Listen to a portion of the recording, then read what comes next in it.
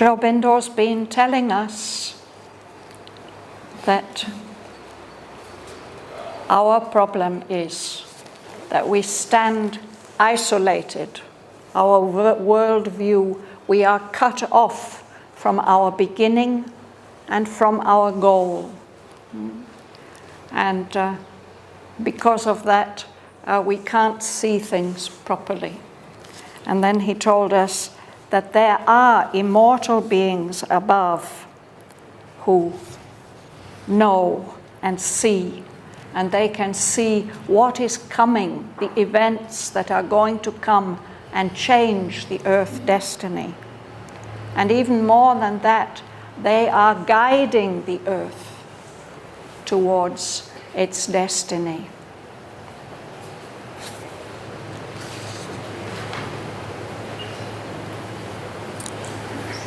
So I'll start reading on line 294. Come, yes.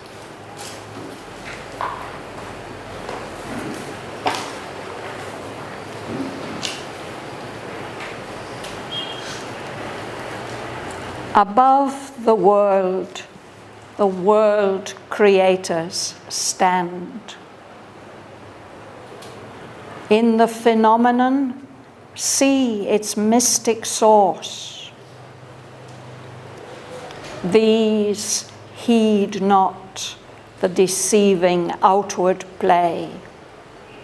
They turn not to the moment's busy tramp, but listen with the still patience of the unborn for the slow footsteps of far destiny approaching through huge distances of time, unmarked by the eye that sees effect and cause, unheard mid the clamour of the human plain.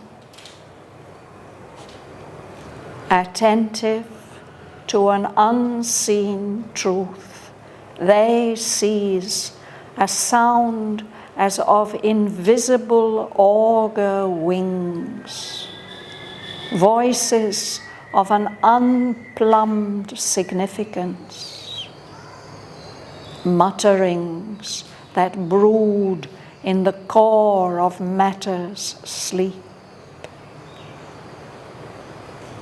In the heart's profound audition, they can catch the murmurs lost by life's uncaring ear. A prophet's speech in thought's omniscient trance. Above the illusion of the hopes that pass, behind the appearance and the overt act, behind this clockwork chance and vague surmise, amid the wrestle of force, the trampling feet, across the cries of anguish and of joy, across the triumph, fighting and despair, they watch the bliss for which earth's heart has cried on the long road which cannot see its end, winding undetective through the skeptic days, and to meet it guide the unheedful moving world. Thus will the masked transcendent mount his throne. When darkness deepens, strangling the earth's breast, and man's corporeal mind is the only lamp, as a thief's in the night shall be the covert tread of one who steps unseen into his house. A voice ill heard shall speak, the soul obey. A power into mind's inner chamber steal, a charm and sweetness open life's closed doors, and beauty conquer the resisting world. The truth light capture nature by surprise, a stealth of God compel the heart to bliss, and earth grow unexpectedly divine. In matter shall be lit the Spirit's glow. In body and body kindled the sacred birth. Night shall awake to the anthem of the stars. The days become a happy pilgrim march. Our will, a force of the Eternal's power, and thought, the rays of a spiritual sun. A few shall see what none yet understands. God shall grow up while the wise men talk and sleep. For man shall not know the coming till its hour, and belief shall be not till the work is done.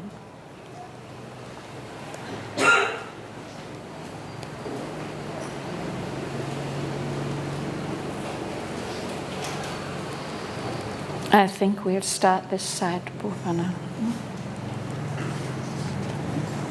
Above the world creators stand, and the phenomenon seek its mystic source. These heed not the deceiving outward plane.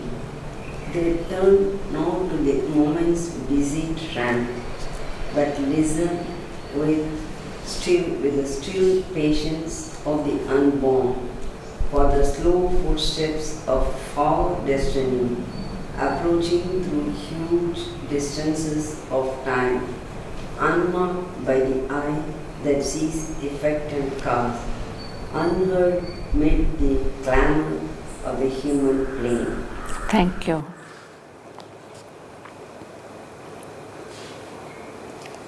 So Aurobindo has been talking about the immortals on their heights, how they can see what is happening in the universe. And here he continues with that. The world creators, the powers who are given the responsibility to create the world and oversee its evolution.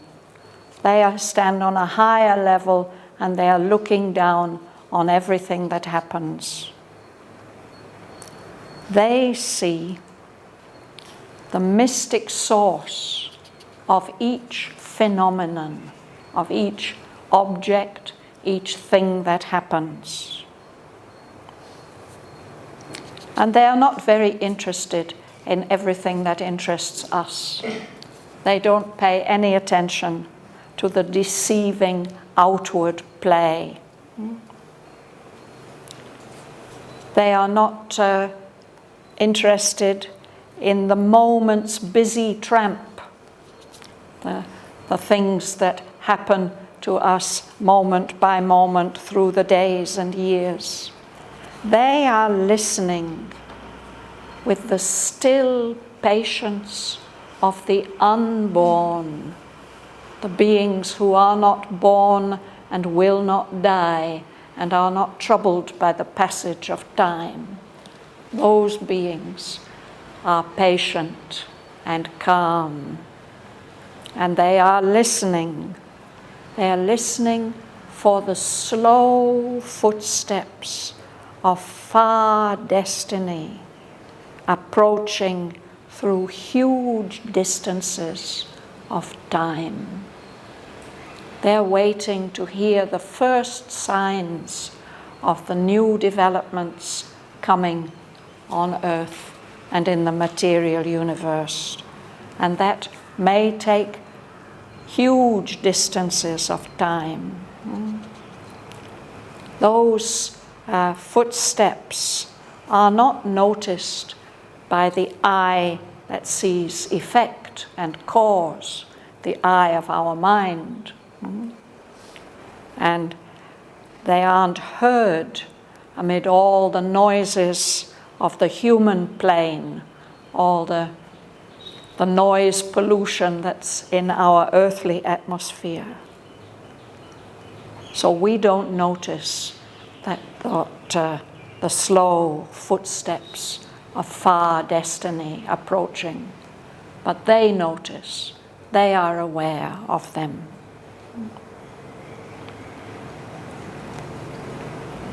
What is the meaning of still patience? I have to read that sentence and to get the meaning. Well, you know what patience means? Patience means yes. So still means unmoving. They're just waiting. They're not rushing and pushing and trying to bring out the future. They're just waiting patiently. The stillness. Stillness means without moving, without saying or doing anything.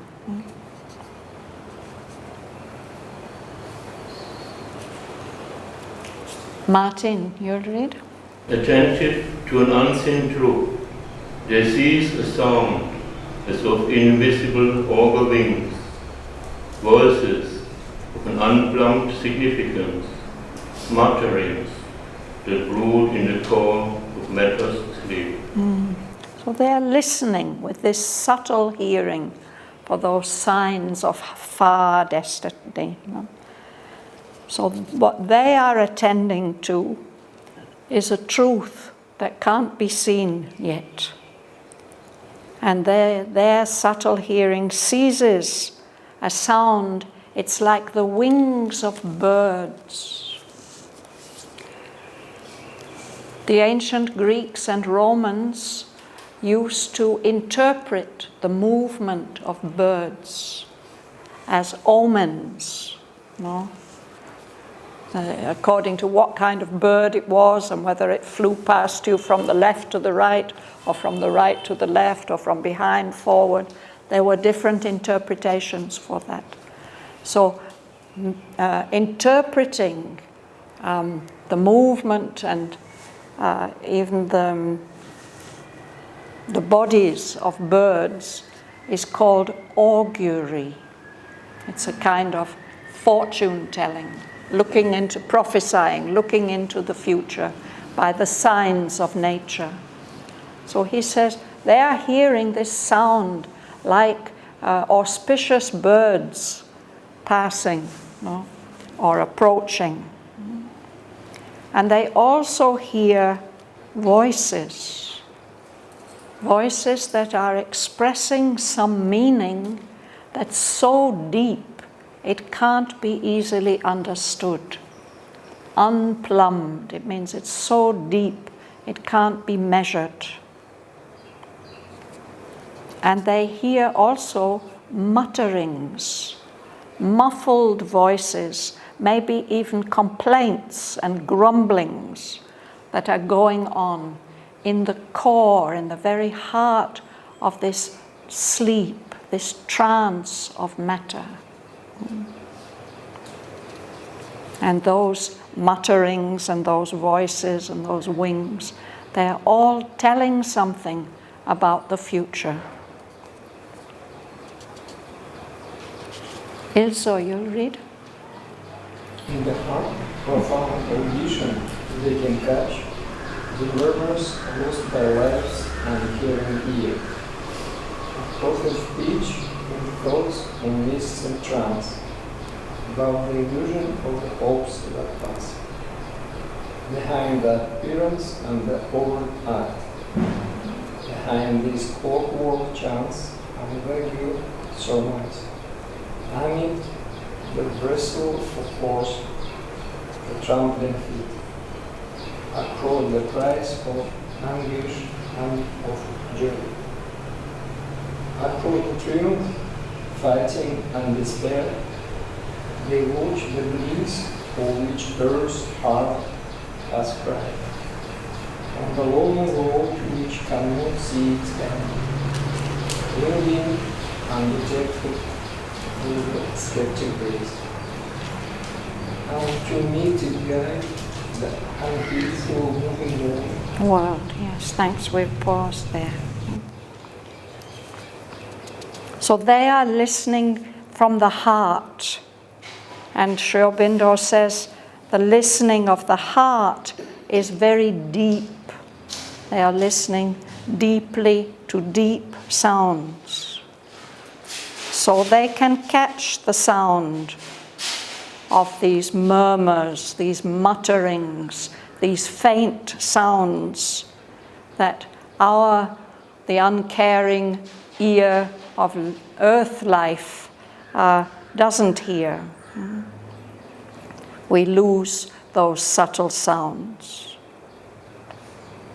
And those subtle sounds all together make up a prophet speech, a speech that's in touch with the higher divine consciousness and which tells something about the future. They can hear those things because in them thought is in a state of all-knowing trance. Not this active thought that we have, but a very still, silent, concentrated thought that can know everything. So what they see is all the illusions of our, what Aurobindo calls them, our illusory human hopes. They are so important to us. Our hopes keep us going and moving forward, but very often they are wishful thinking only. So be above the illusion of the hopes that pass, behind the appearance of things here and the actions that are done openly and obviously, behind this play of chance that we experience here. Aurobindo calls it clockwork chance. It's mechanical. The little wheels are whirring round and round like a machine. And accompanying that clockwork chance is our attempts to understand, our vague surmise. A surmise is a kind of guess. Maybe it could be like that. We don't see clearly, we don't understand clearly. We see this play of clockwork chance and we make vague surmises, theories about it. Behind all that, also in the midst of this wrestle of force, all the conflicting forces that are at work in our universe, and all the trampling feet going this way and destroying things. Across the cries of anguish, of intense pain and suffering, and the cries of joy. Across the triumph, the fighting and despair, the different contrasting experiences of life. Through all that, they are watching. They are listening and they are watching. They are watching the bliss, the pure Ananda, for which Earth's heart has cried. All our hopes and wishes and desires, somehow they are longings for that pure bliss, no? they see that bliss winding, undetected. It's not coming in a straight line. It's zigging and zagging and going around and around on this long, long road, which is winding so much it can't see where it's going. No? That bliss is undetected, but it's there, winding through all these days, these skeptic days, these days of doubt and unbelief. And they are guiding our world to meet that bliss.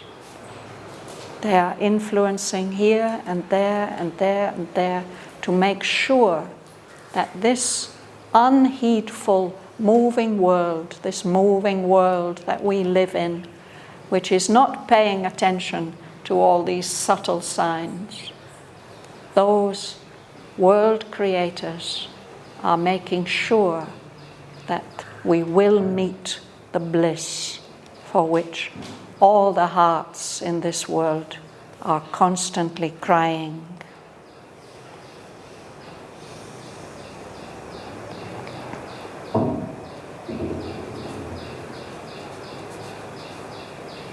Supu. Thus will the mask transcend mount his throne. When darkness deepens, strangely the earth breathes, and man's corporal mind is the only lamp. As a thief in the night shall be the covered tread of one who steps unseen into his house. Yes, thank you. So because they are guiding our world to meet that bliss,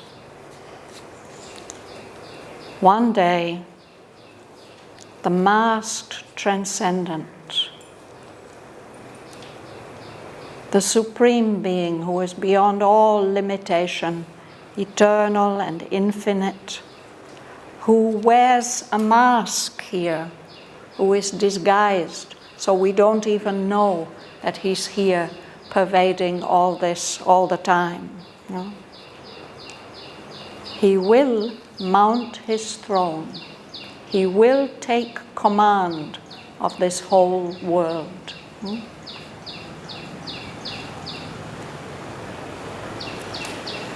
This is Aurobindo's prophecy. When darkness deepens, strangling the earth's breast, and man's corporeal mind, our physical brain, is the only light in the darkness. Just like a thief in the night, creeping in shall be the covert tread. Secretly he'll creep into his own house, unseen, like a thief, secretly. All this is his house. He will come in and take possession of it all. Yes. So, in Agenda, Moses said, the physical mind is the first transformation from the supramental.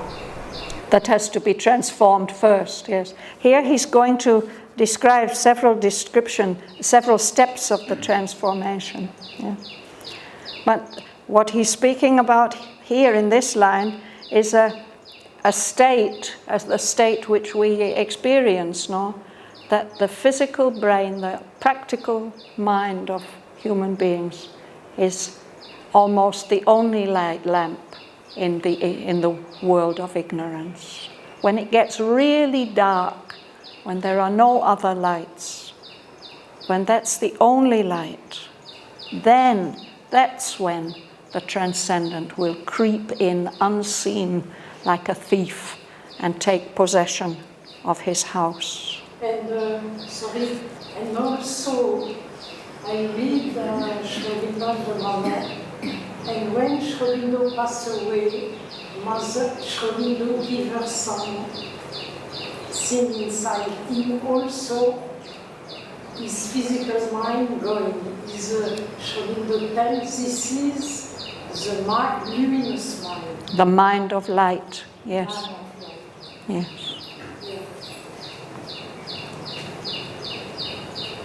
So what are the stages? First of all, Uma. A voice in her shall speak, the soul obey. A power into mind's inner chamber steal. A charm and sweetness open life's closed doors. And beauty conquer the resisting world. Let's, oh yes, sorry, go on to the end of the sentence. Sorry. The truth light capture nature by surprise. A strength of God compel the heart to bliss, and earth grow unexpectedly divine. Yes. So first the voice, something will speak, and the soul will hear that voice and obey it. And because the soul has heard and obeyed, a new power will steal into not our outward physical mind, but into the innermost mind, mind's inner chamber. And as a result of that,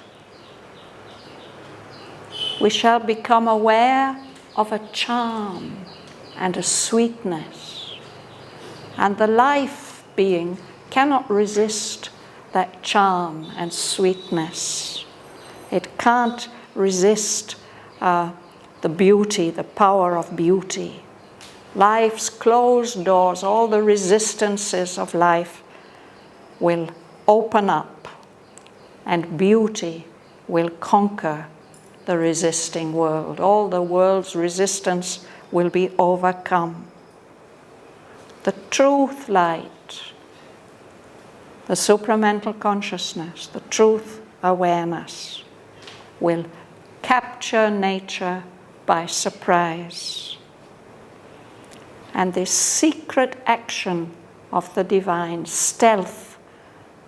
stealthily creeping in unnoticed, will compel the heart to bliss, and earth grow unexpectedly divine. Truth light is supramental light? Truth light is here, yes. Karim.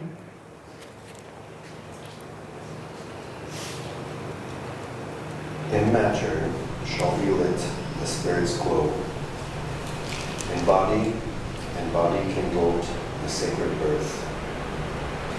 Night shall awake to the anthem of the stars. The days become a happy lunar march. Our will, a force of the eternal's power, and thought, the rays of spiritual sun. The few shall see what none yet understands. God shall grow up while the wise men talk and sleep. For man shall not know the coming till its hour, and belief shall be not till the work is done. Yes. So when earth grows unexpectedly divine, matter even will be transformed. In matter shall be lit that light, that glow and energy of the spirit. And that will be contagious. From one body to the next body to the next body will be lit. There will be kindled this sacred birth, the birth of a completely new consciousness and life possibility. This night of unconsciousness and ignorance shall wake up to the anthem of the stars. An anthem is a sacred song. And what Aurobindo is saying is that all the stars that light up our night, whether they are the physical stars in the universe or the psychological stars that wake up in the darkness of our consciousness, they all represent truths. And they're all singing their wonderful message of truth, as an anthem. And our darkness will wake up. We'll be able to hear that wonderful song of illumination. So then our days will become a happy pilgrim march, not this toilsome trudge of effort and struggle that it mostly is now. Instead, it'll be a happy pilgrim march. Pilgrims, when they are on pilgrimage, they have to face many difficulties, actually. But they're happy to do it because they know that they're on their way to some very, very special destination, and they sing as they go. So our life should become like that, a happy pilgrim march. Our will should become a force of the eternal's power. The divine will be able to act through human beings as instruments. And thought will become rays like wonderful sunbeams of the spiritual sun, of the higher spiritual consciousness. So that is Aurobindo's wonderful prophecy. And he says, a few people will see, but nobody yet understands what that transformation is going to be. God, the divine, is going to grow up. And there's this image of the divine as a child, a very small golden child that is being born and growing in the world of matter. So God is going to grow up and become mature. And it will all happen while the wise men, the wise human beings talk and sleep. Because man, he says, will not know the coming, won't realize that the transcendent has mounted his throne and taken possession of his house. And he won't believe that until the work is done, until the transformation is complete.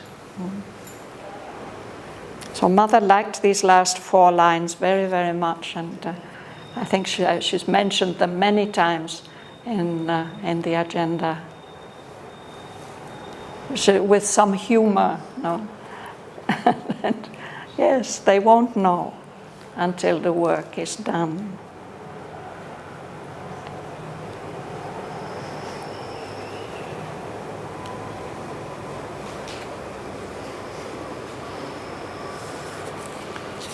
So having given us that wonderful prophecy, again, Aurobindo in the next section returns to a description of the current earth consciousness. Joel, you would read?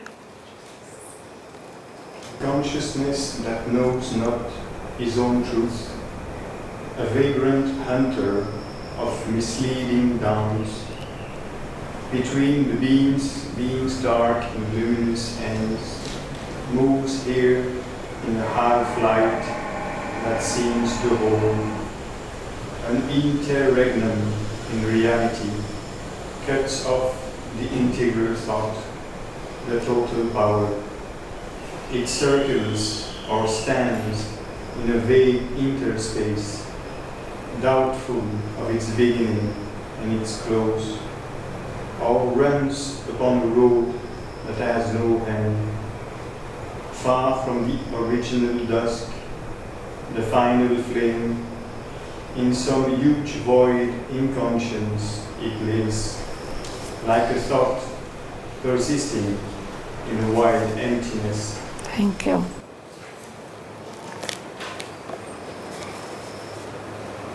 This is the consciousness of the material universe. It's conscious, but it doesn't know its own essence, its own truth. It is searching always searching, a vagrant hunter. A hunter is searching for his prey, and a vagrant is somebody who's wandering here and there, who has no fixed goal. This consciousness is hunting after or following the misleading gleams of dawns, apparent dawns. Oh, that is a new light. It goes that way. But that's not the real dawn. It's only a misleading dawn. So then it will hunt another dawn. Here that consciousness is between the dark and luminous ends of existence, of being. We live in a world of duality, and there's one end that seems dark and unconscious, and at the other end, perhaps there's a supernal light. But that consciousness is moving here in a half-light of ignorance. That seems to be the whole thing. It's very difficult for us really to imagine or believe in anything else than this present state of consciousness. Aurobindo says there's an interregnum in reality. An interregnum is when there's a gap between one ruler and the next. It happens, for example, we read about it in Tibetan history, when one Dalai Lama would leave, and then it would take some time before the next Dalai Lama was found and could assume his full responsibilities. So in between that, there'd be an interregnum. Or if the king dies when his heir is very young, there'll be a time when there's no acting king. There's a regent in between. So he says there's something like that, a gap in rulers in the omnipresent reality. There's a gap which cuts off that consciousness, separates it from the complete thought, the total power.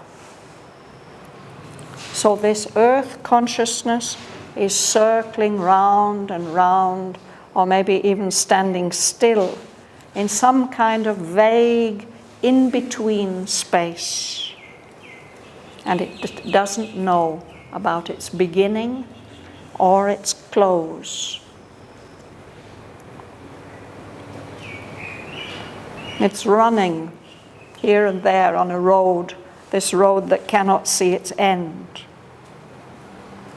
It seems very, very far from whatever was the origin, that darkness that we perceive at the beginning of things, and very, very far from the final flaming apocalypse that may be the end. This consciousness lives in some huge, empty state of inconscience. Just like a thought, like a single thought persisting in a wide emptiness, lost, unconnected to anything else, isolated.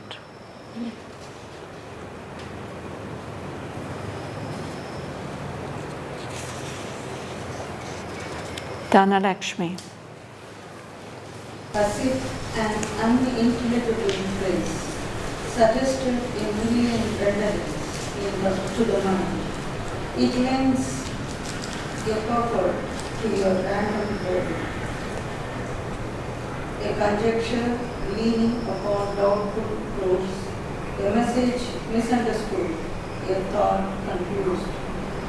Missing its aim is all that it can speak, or a fragment of a universal word.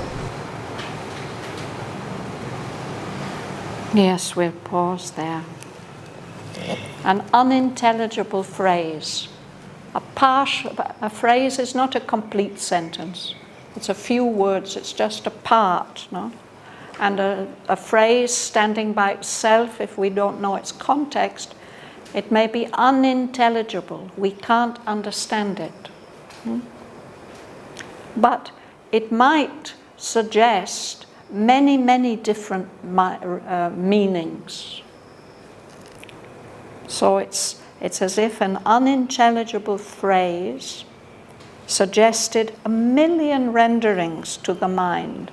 It might mean this or that or the other, a million different things.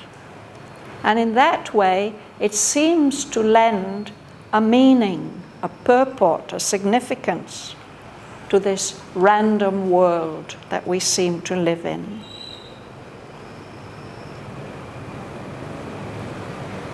A conjecture, a guess, a theory, a hypothesis, which is supported by very doubtful evidence, doubtful proofs. A message that's been misunderstood, or a thought that's confused and doesn't express itself clearly, a thought missing its aim, is all that it can speak, all that this consciousness can speak. Or maybe only a fragment of the universal word. The universal word is the Om, which expresses the whole reality.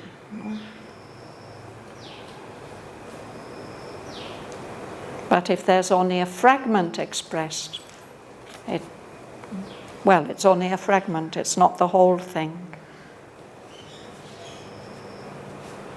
Devan. It leaves two giant letters void of sense, while without sanction turns the middle sign, carrying an enigmatic universe, as if a present without future or past, repeating the same revolution's world, turned on its axis in its own innate. So if this consciousness, all it can speak is a fragment of the universal word, it leaves two giant letters void of sense, without any meaning. There are 3 syllables to the universal word. No? So this is just one fragment standing by itself. It's not connected with the other 2. They seem to be meaningless. So it is meaningless. No? And this middle sign is turning round and round without any sanction, without any base or authority. But it's carrying an enigmatic universe, a very puzzling and mysterious universe, the universe that we live in. So it's parallel to the fragment of the universal word. We have past, present, and future. These are also like 3 letters or 3 parts. So if there were only a present without any past and without any future, it would just go on round and round and round, repeating the same revolutions whirl. There would be no development, there'd be no basis. It's just turning on its axis as our earth does, in its own inane. Aurobindo has given it a capital letter. Inane usually is an adjective meaning meaningless, stupid, worthless. If we look at the root of the word, it means without a soul, something that's soulless. Somebody who's inane is always talking nonsense. And here, when he uses it like this as a noun with a capital letter, I suppose we can say it means the meaninglessness of this universe. Shraddhavan, You know, in some CD of Entretien 1957-58, Moses said the new creation, the new world starting without present, future, and the past. Totally new world is a new world without these three aspects. It's very, very interesting. Yes. That's the world that King Aswapati sees in Book 3, Canto 3. The house of the spirit and the new creation. And there he gets a vision of that new creation. And perhaps that's the closest description that Aurobindo has given us anywhere of the new creation, of the new world. Very, very.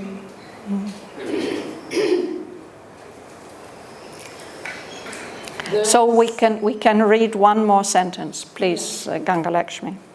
Thus is the meaning of creation veil, for without context reads the cosmic page. Its signs start at us like an unknown script, as if a peer screen for a foreign tongue, or code of splendor, signs without key, a portion of a parable sublime. Yes. So because there's just this fragment, no? The meaning of creation, the significance of the existence of this universe and our own existence is veiled, it is hidden from us. Because what we are seeing, the universe that we are seeing, the world we are perceiving around us, we are seeing it without context.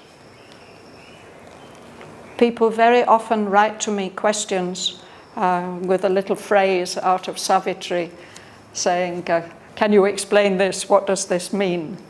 And then I have to go and see the context, because it's only when we can see the phrase or the word or whatever in its context that we can begin to understand its significance. No? So if we're just seeing all this without its context, then we can't, it's very difficult for us to see its true meaning.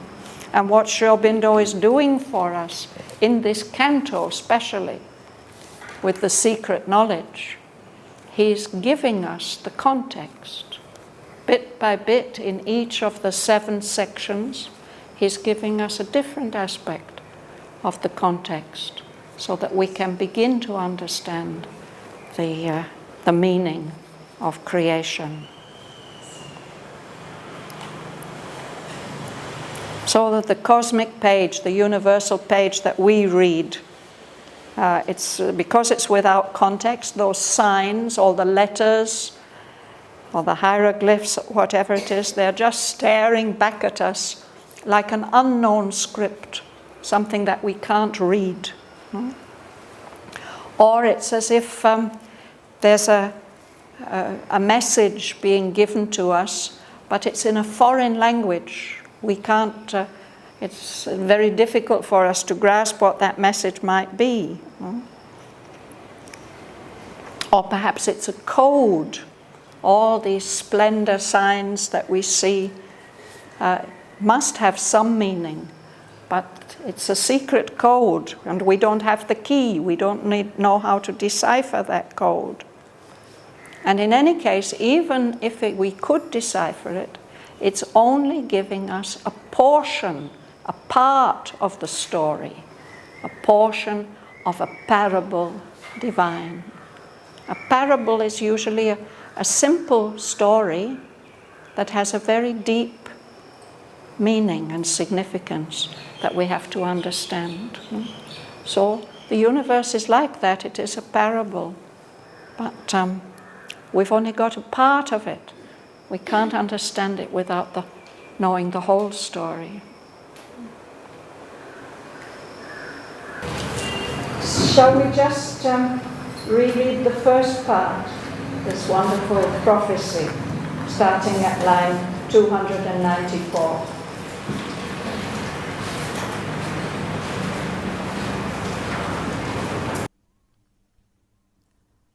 Above the world creators stand. In the phenomenon, see its mystic source. These heed not the deceiving outward play.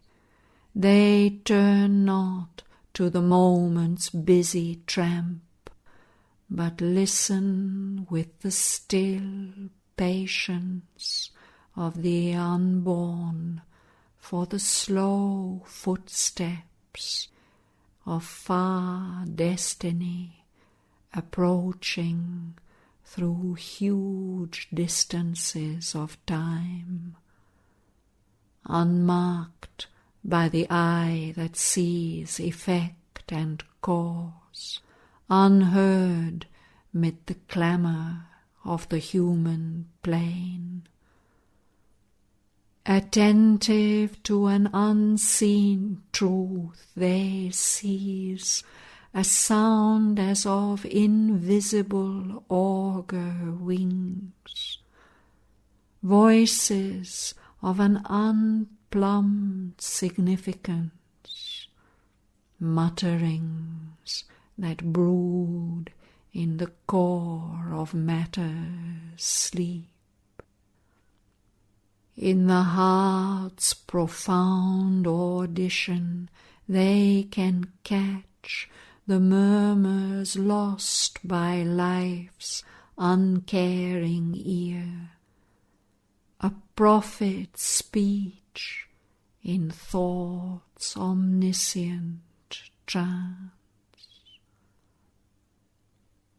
Above the illusion of the hopes that pass, behind the appearance and the overt act, behind this clockwork chance and vague surmise, amid the wrestle of force, the trampling feet, across the cries of anguish and of joy, across the triumph, fighting and despair, they watch the bliss for which earth's heart has cried on the long road which cannot see its end, winding undetected through the skeptic days,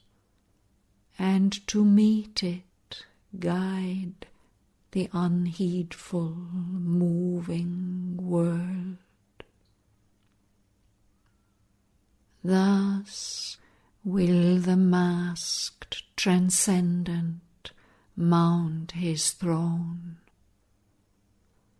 When darkness deepens, strangling the earth's breast, and man's corporeal mind is the only lamp, as a thief's in the night shall be the covered tread of one who steps unseen into his house.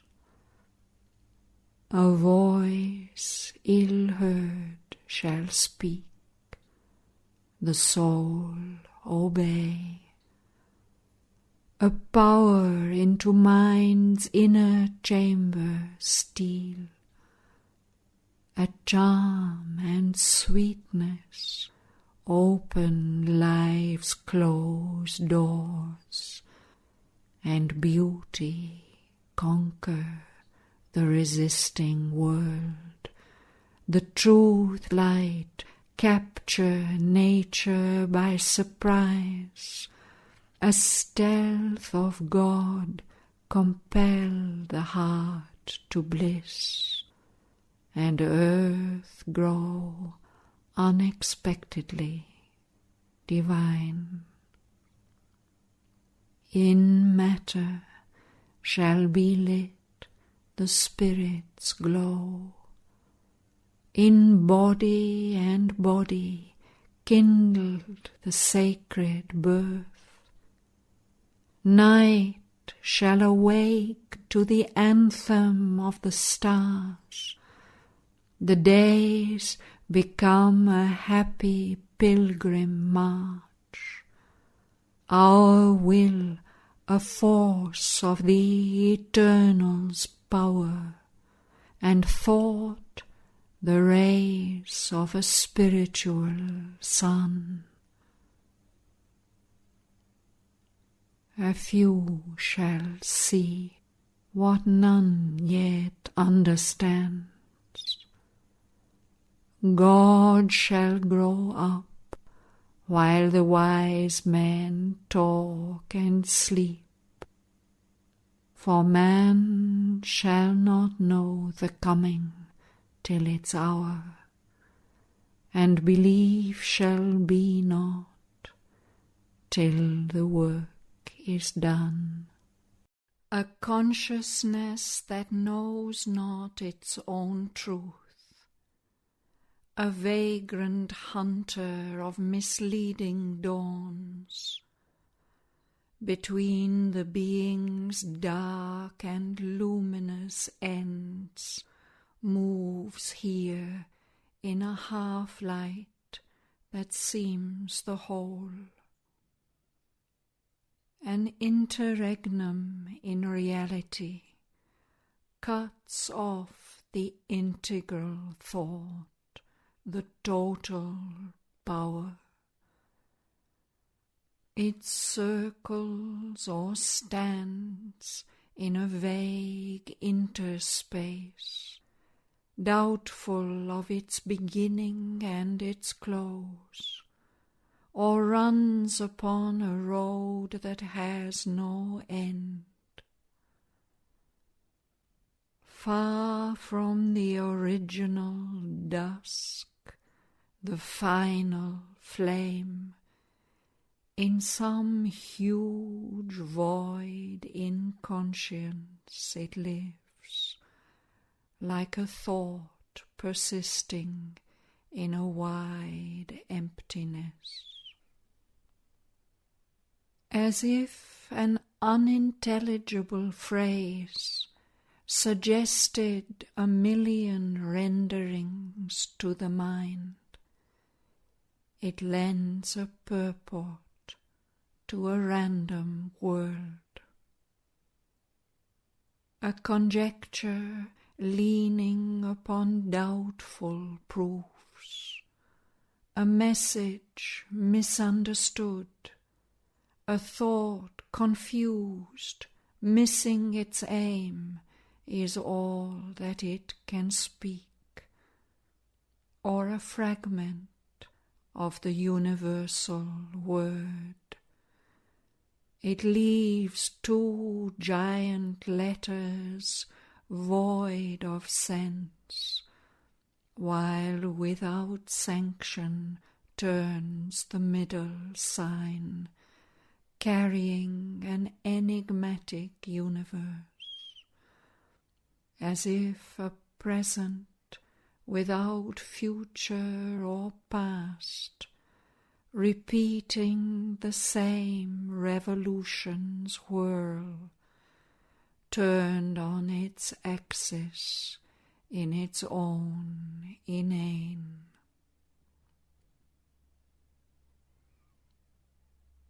Thus is the meaning of creation veiled. For without context reads the cosmic page.